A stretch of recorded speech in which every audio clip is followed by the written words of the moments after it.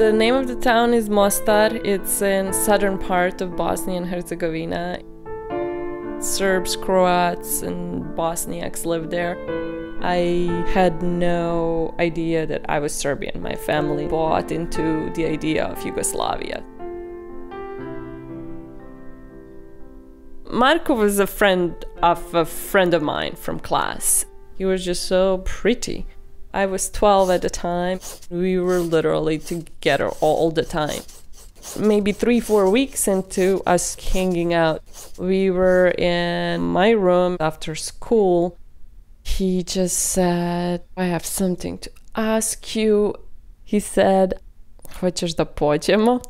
You want to go with me? I said, yes. I remember running down this spiraling staircase. It felt as close as I could get to flying.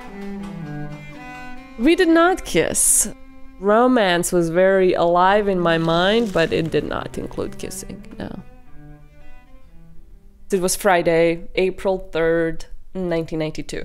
We were in class. They just told us to go home. So I walked to my building. I started walking upstairs. Halfway up, there's just a giant explosion that threw me down the stairs. I begged to go back to the apartment the following day. Half of the building was missing. My room basically didn't have this main wall. I could see the trees below. That night, I decided I really need to get in touch with Marko. I expected him to ask me something, to say, oh, I'm so glad you're alive. We just were completely silent over the phone. That was our last conversation. The situation just kept escalating, and I think my parents had enough. They decided to take us to Belgrade.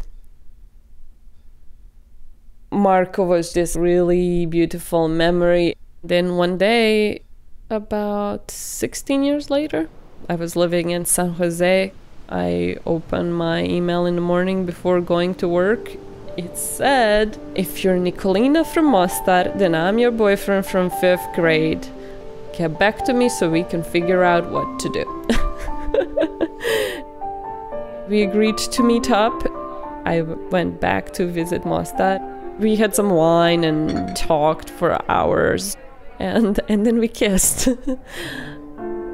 It was so gentle. I wasn't just kissing a boy. I was kissing my entire childhood, my ancestors that are buried there, my entire life that could have been.